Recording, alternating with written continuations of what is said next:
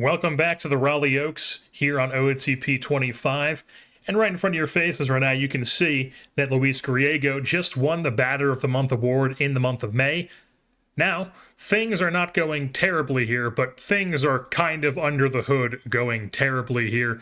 You see these team injuries popping out right here. Those are 4 key names on this list right here. So let's just take a look at that injury list right away.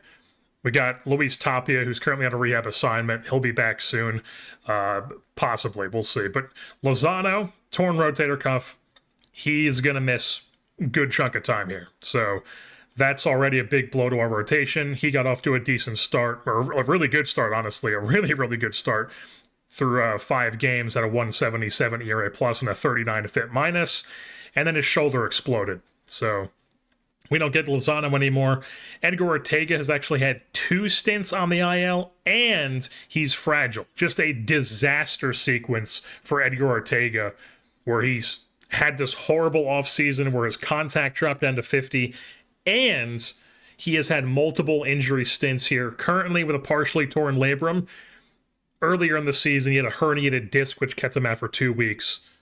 Not going well for Edgar Ortega. Now, luckily, the long-term contract we signed him to is very, very team-friendly, but it's very, very team-friendly on the condition that he was putting up numbers like he was doing last season. But, you know, you can see here, even when he plays this year, it hasn't been pretty. So, I don't know what happened to Ortega, but things are not going well. And then also Mike Rubin, our shortstop, he broke his wrist. He's been out for some time as well since late April here. He'll be back in about a week, but also it'll have a bit of a rehab assignment there to get back in the rhythm of things. But, you know, little over a week, Mike Rubin's going to be back. But once again, he was another guy who was also not performing for us this season. Not that he's like the best hitter of all time, but was, you know, we'd expect something better than 49 WRC plus, and he was not giving us that. Yakel Cooperman, though, is a guy who was delivering. He was playing in that center field spot for us, had a great triple-digit WRC plus, 10 doubles, 1.4 WAR, and then he kind of just recently got injured a couple weeks ago. He's out with an oblique strain. He also was playing great center field, as you would expect from a guy with this sort of profile. But, yeah, we're missing him. The injuries are definitely a big bummer right now. Now, with that being said, things have not been a total disaster, even with these injuries, even with Ortega struggling when he does play, even with some of the guys struggling, which we'll get into in a bit here. You can see 19-9 in April, fantastic start. 15-14 in May. 4-6 in our last 10. That is a bit worrisome, but hopefully we can start righting the ship here. But there's a bit of a mixed bag here when it comes to the hitting numbers. Really good stolen base team, really good base running team. We get a lot of hits. We have a high average, but then the rest of this stuff is really depressing. Horrible OBP, horrible slugging, horrible OPS, not good WAR, horrible WOBA. 8th in runs scored is not good enough to cut it. We had the best offense in the National League last year, and now we're coming out here with this stinky poo-poo performance. I mean, what the hell's going on? Horrible home runs as well. We're not walking at all. But, you know, on the pitching side of things, that's what's kind of keeping us in it. The pitching of all things, even with Lozano's injury, has been really good. 3rd in zone rating, so the defense has been good as well. 4th in ERA, 4th in starters, 7th in bullpen, 5th in runs allowed. Not the best, but, you know, top 5, you'll take that, absolutely. So, you know, top 5 in runs allowed and WAR and hits allowed and opponent's average. We will absolutely take that. 4th in strikeouts. So the pitching and defense has been solid, but the offense has really not performed up to task. And another thing that I should talk about is that I recently noticed that there was a lot more red here on the strategy here because Danny Lopez here is getting some shit going to his head here. He has one good season, and all of a sudden now he's like, you know, I control the player strategy. I control the base running. I control the pinch hitting. I control all this shit. I have all this yellow and red here. So Danny Lopez probably not going to be back after this season. Well, he's 100% not going to be back after this season. He has 1 year left on his deal. That is this season. He will be gone. We will have a new manager next season. I'm not going to fire him right now, but next year, 100% not going to be back on the team. We're going to bring in a guy like Ivan Wilson, like we did with the Angels, who we can just completely mold to do whatever we want. But just taking a look at this current pitching staff, we will sort by innings pitched here. You'll also notice that we have a couple more followers in the rotation now, as Jake Graham is leading our team in innings pitched. The innings pitched, what I was trying to go for with this Hookus starter, that's been working, but the ERA has kind of been not great. The FIP is still really good, though, so he's just getting a bit unlucky with the BABIP. I mean, the BABIP is pretty much what he's had in his career, but for whatever reason, getting unlucky with the ERA. Hopefully that can stabilize itself as the season goes on. Josh Hofer has been really solid in his rotation role in 60 innings pitched. He has a really good ERA plus, really good FIP minus. Keep doing it. Go Rutgers. Wilson Morales, he also has been solid, 58 in the third innings. We'll take that as well. And then Amari Collar, folks, coming in here as a follower for us this season, age 33. Nothing too special, but he's been solid. He's getting the job done. He's not striking out anybody, but that's not his game anymore. He limits runs, he pitches innings, he's eating innings, he's getting outs. Who knows how he's doing it, but he's doing it. So Amari Collar is going to keep pitching in that role and see how he does for us. Jeremy Osborne has been awful in the bullpen. It's tough to see. Santiago Mendoza has been pretty decent. Mike Connors has been not good. Dave Havens has recently come up and been a follower for us. He is not good right now. Andres Bethancourt has been solid. Nazario's been good, but then got a bit unlucky with the ERA, but the FIP minus is fantastic. Wilson Montiel has been incredible at the back end of the bullpen. Cardoza's struggled, and then Kalena Jackson has come up and been an opener for us as well as a regular reliever. And then this year, he's actually been solid in both of those roles. If you remember last season, he was really good as an opener, but then awful as a regular reliever. He's actually been good in both since coming up to the big leagues here. But like I said, Dave Havens, as one of our followers right now, has really not gotten it done in 7 appearances since coming up from AAA. So we might have to look into some other options here as one of our follower bulk options, as well as also possibly sending down, or Cardoza has no options. Like you would hope that Cardoza would be able to perform, but it's kind of giving me Jorge Sosa here, where he just has these ratings that you look at and you're like, this guy should be nasty, but for whatever reason, he's just not. So we might have to make a change there. Osborne is a veteran and, obviously not going to go down because he's a veteran. He can refuse his assignment, so we're just going to keep playing him. Maybe not in a stopper role, but we'll have to see how things shake out the rest of the season. And then as far as the bats go, things have not been as good as you would hope. We'll sort by WAR. Luis Griego, 2.7 WAR. He's been really good. Not going to complain about Griego. He's been really good. 13 home runs, 11 doubles, 156 WRC+. He's got 14 swipe bags. He's not striking out at all. He's being a superstar. Luis Griego is an absolute monster for us. Love to see it. He's playing a good defense in center field. Was not playing one in left for whatever reason. You would think a guy who can hang in center would be able to play left, but for whatever reason he can't. Not really sure what that's about. But Eric Oliar also has been pretty solid. He's actually hitting leadoff for us right now because he's got a pretty high OBP. And obviously Ortega is hurt, and we just kind of don't really have too many options to put in that spot. So Oliar's leading off for us, and he's been solid. He's been really good in that spot for us. Aiden McCarthy's been solid. Medina's been hitting home runs. He's been solid.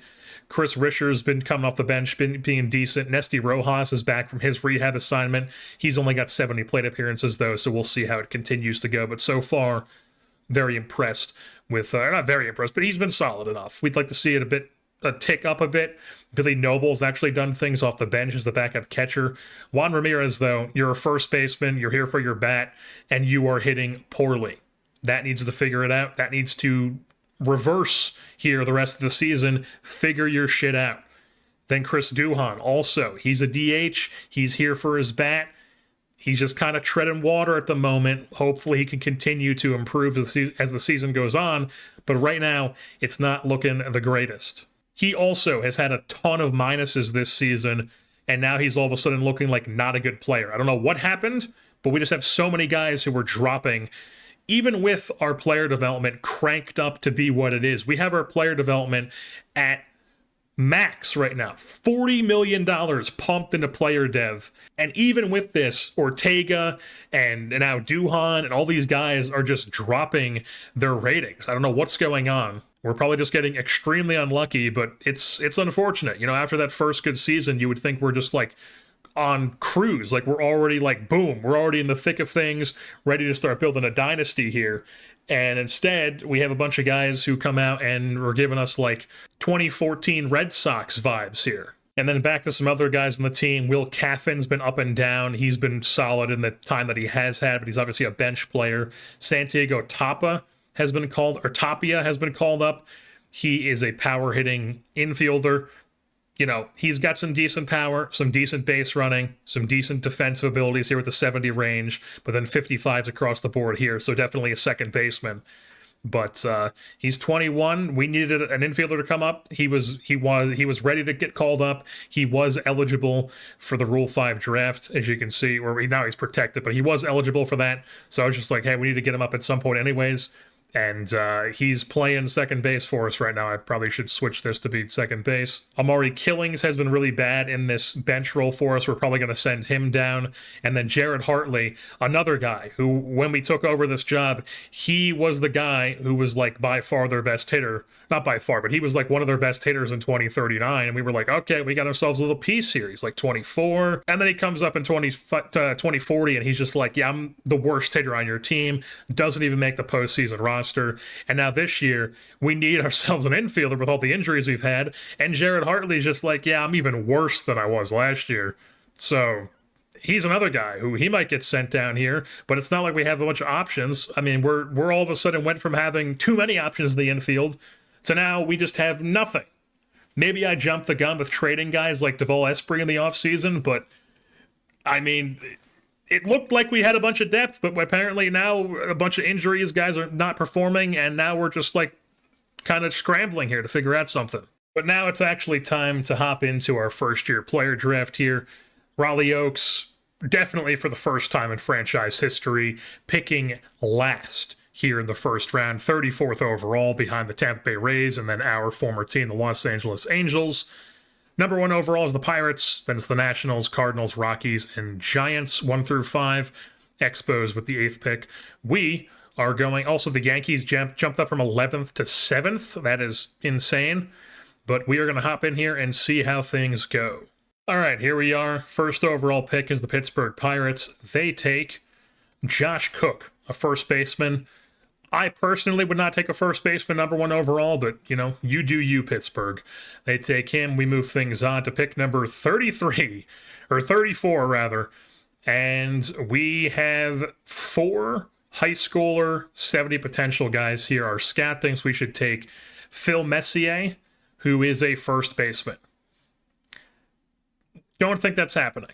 High school pitcher here, who also looks like he could be a really good two-way guy.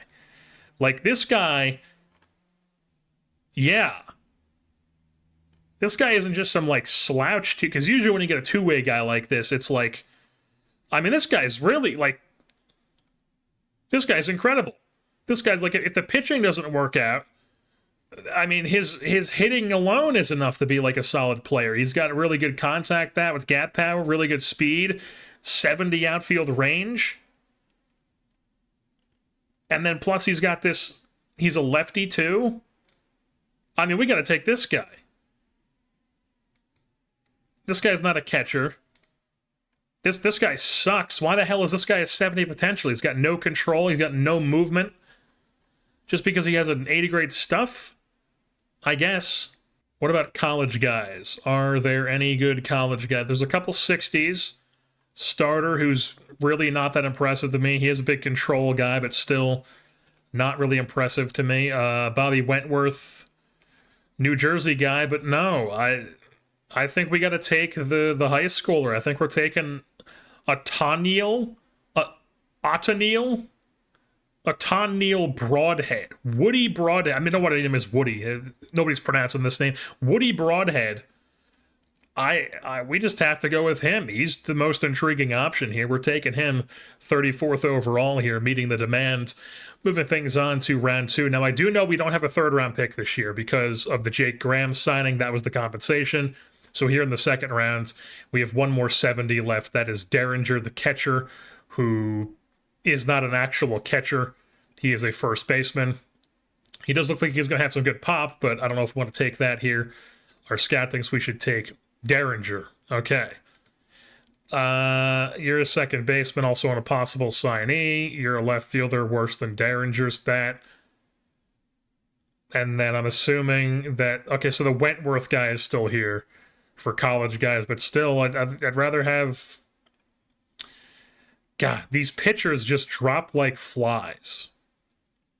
I mean, look at this. Even to begin with, the pitchers aren't really that impressive once you get into like the deep first round, and then you get to the second round and it's just this. You get these guys here who are like, no, he's not good. He's okay. I wouldn't mind that. So Juan Canes is definitely the best of the bunch that I've seen. Okay, Clyte, he could be decent. Danny Lamp, no. Nate Rogers, no. No. Corum. Corum could be good too. We like this good pitch mix. That's a bunch of really good pitches. So Corum, Canis, and Clyte are the ones we like so far. That guy sucks. This guy's mad, but definitely below the other. The guy said this guy's decent, but he's definitely below the other ones. This guy, no. Shabazz, great name, but no. Welker, absolutely not. So it's either Clyte, Canis, or Corum. Okay, so Canis has the same stuff, better movement, better home runs allowed, the same BABIP and control, and then the stamina is... Okay, so the stamina is definitely in Corum's favor, but I mean, 35 is... You're on the very limit there. But Canis definitely has the better stuff. So what if we then compare Canis to Clyte? A little bit less stuff, same movement, better home runs allowed, though, for Clyte. Same BABIP, and then better control. And then he also has 35 stamina. So yeah, I think we're going to take Clyte here, second round. And then we don't have a pick next round, but if either Canis or Corum are here next round, we're going to take them. So we're taking Clyte, move things on to round 4. Corum's gone, but Canis is still here. Yeah, no. We're taking Canis. We've decided on that. Canis is our guy here, round 4. We're going to meet his demand. Then we move things on to round 5. And we are now looking at the all-players list. This guy can't play in the field. 70 infield range guy, but he's a 40 potential. Like, he could play a good shortstop, but he's never really going to be anything too much. And then we don't really have any... We don't have any 70 grade outfielders left. Who knows if there were even any in the class to begin with, because I did not really look at that. But right now, here in the 5th round, our scout thinks we should take Lou Dostert, who... not really interesting to me. There is one 50 potential high school guy left. It is a second baseman from Texas Tech, Reckham. He looks like he could be a decent bat, but it's more so like a bench profile. You know, he's never going to really play you a good enough second base to, like, start every day, ideally. And then his bat's not good enough to overlook the fact that he isn't going to play a good second base. Atkinson, he's got the good power bat. We might just have to take Atkinson here for the power bat with the adaptability and the work ethic, too. I see he can bunt. He's a sacrifice bunt power hitter. Cool. I mean, it is a huge drop. It's a 60 with Atkinson here, down to a bunch of 50s who, like, also can't play in the field. This guy's a big contact bat, which we do like, but he's can't play anywhere. Jace Dale has an interesting bat. This looks like Medina's bat, to be honest, which I don't mind, but he's also really bad in the field. I mean, these draft classes have been not... I mean, this guy... Why can't you... This guy would be very, very intriguing to me with this 70 BABIP and the 70 I, but then he's going to be a complete liability with the K. So he knows how to control the strike. He knows how to control the strike zone to walk, but he also strikes at a ton. How does that... Is he going to be putting up, like, walk percentages in, like, the 18s, and he also strikes at 40% of the time? Like, what are we talking about here? And also, we're not interested in taking this guy now. So I think we are just going to take Atkinson here as the best guy available here in the 5th round. Then we'll move things on to round... Also in the 6th round? Maybe I miscounted? Maybe the last one was 5? Who cares? Our next pick here, and our scouting director is recommending Zaire Boudry. He's got some stuff I like and some stuff that I hate. I like the stuff. I like this pitch mix.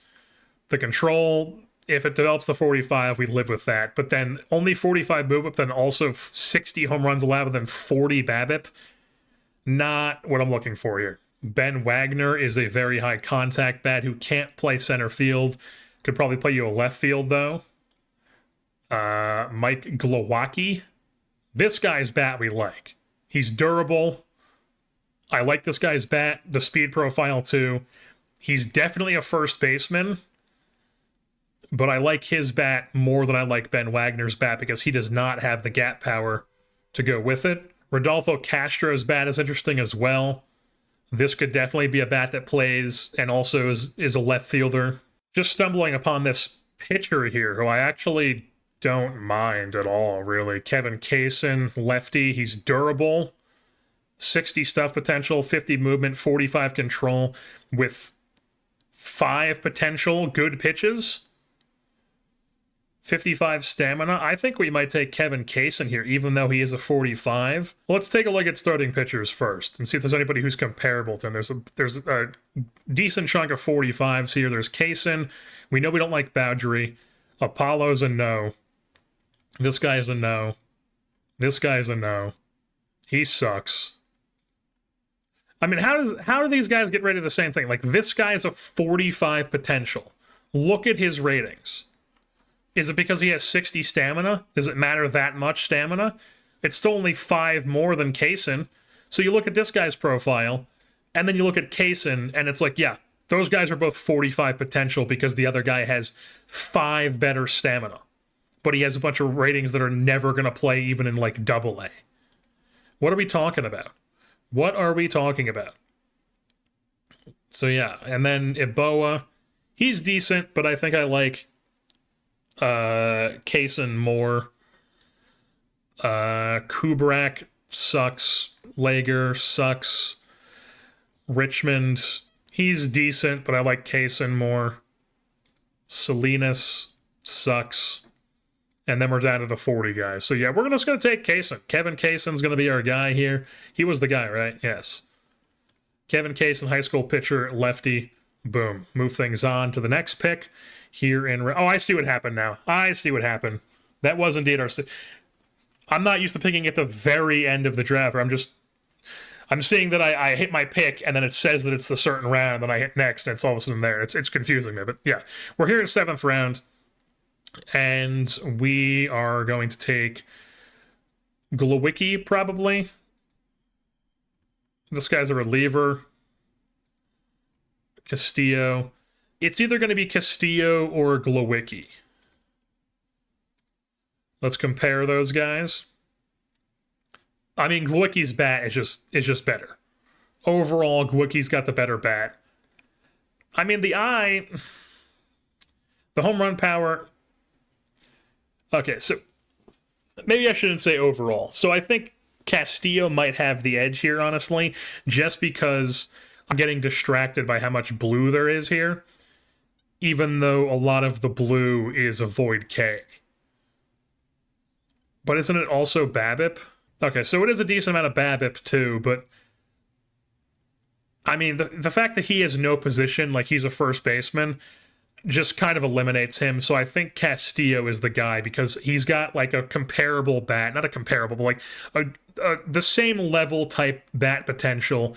And then Castillo can also actually play in the field as opposed to Glowicki. Now, Castillo can't really play in the field that well, but he can give you like a Suzuki left field for sure. And he could play a first base, just like Glowicki can. So we're going to go Castillo here. Out of Puerto Rico. Move things on to our next pick.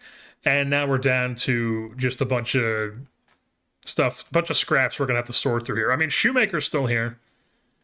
I am tempted to take Shoemaker, honestly. Which we're going to do. We're going to take Shoemaker, round 8.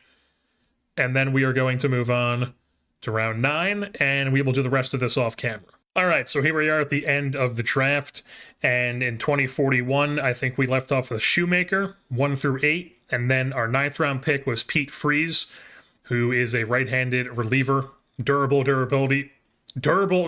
He's durable already, throws hard, side armor, has big-time stuff potential with his 2 fastball slider mix here, and then 75 stuff, good home run suppression. Obviously, the control is an issue, but he's a reliever. He was the best guy available at that point in time, so we took him. And then we decided to take in round 10 Pete Fox, who is an interesting outfield bat, corner outfielder, good contact bat, decent gap power, really good eye potential, lefty guy. Was just an interesting player at this point in the draft. High adaptability, work ethic as well. That's always good. Then at round 11, we took a catcher with 60 framing, just to get one of these guys in the system. So, good personality class, pretty self-explanatory.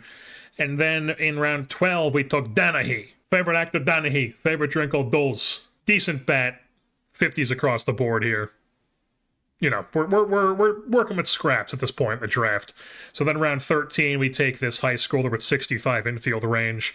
He also has really good outfield range, too. Can be a decent utility guy somewhere down the line, possibly. Who knows? Maybe we get some TCR bumps as well. Then in round 14, we took a reliever, Mike Eberth, right-hander out of Kansas, a Kansas high school.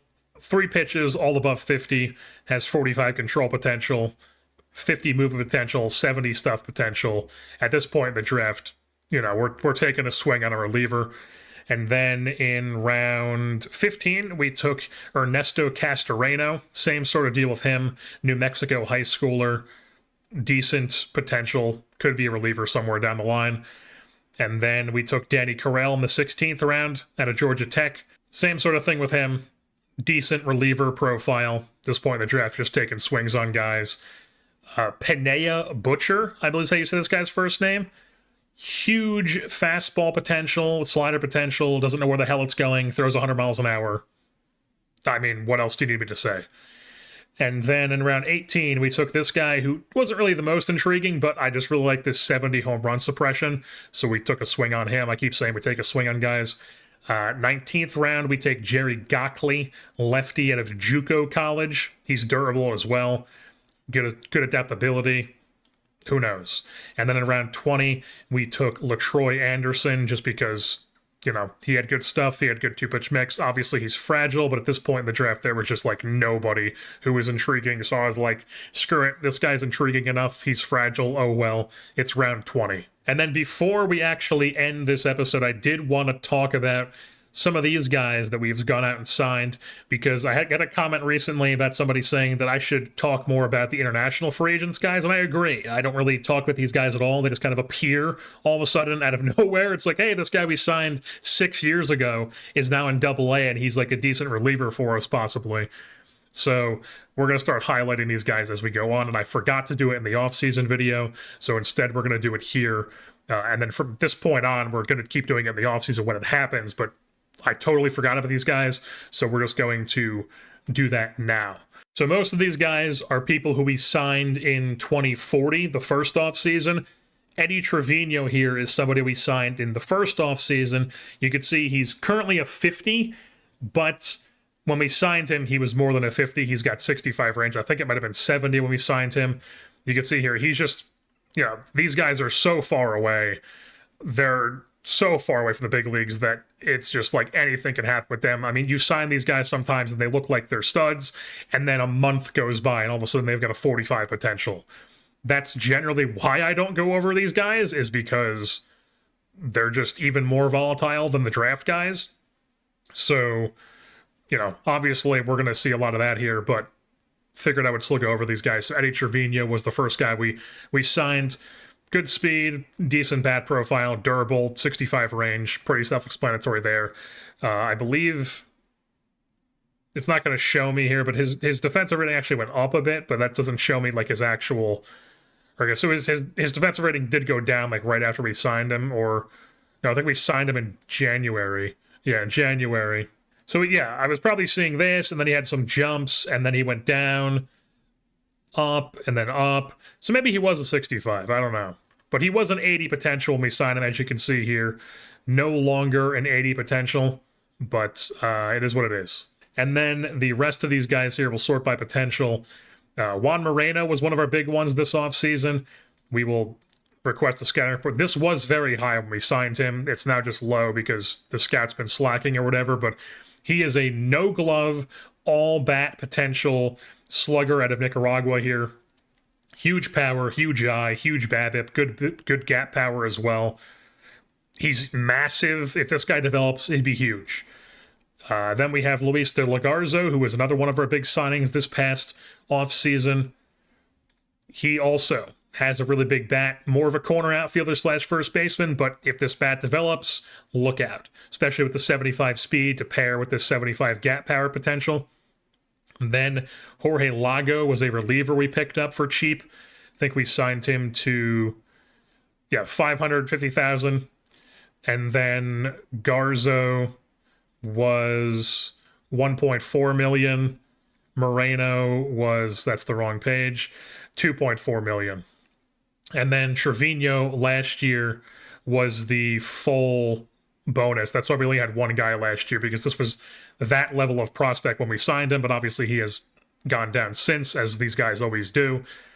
But yeah, that was what we did with him. So then Lago, Trevino, and then Ambriz was a catcher we signed for like really cheap, $300,000, almost $400,000. He's a catcher. I thought his bat profile was intriguing. He might have had better personality when we signed him too. I don't really remember, but he was just somebody we threw in at the end of the class as like an extra signing. Alfredo Corrales is a 80 range infielder. Very self-explanatory there. If this guy hits it all with the bat, this becomes very valuable. And then Alejandro Orozco, a lefty reliever. This guy, I think, also might have been better. Or maybe it was the personality class. I don't know. This guy was like extremely cheap. He wasn't even $400,000, so we just kind of threw him into the class. And then Alejandro Del Rio was one of the better reliever guys that we signed in this class. He's 19. He was a bit old for the class, but, I thought his stuff and whatnot was decent. He had this good personality class, so we signed him. And those are the guys that we have in the system so far through international amateurs.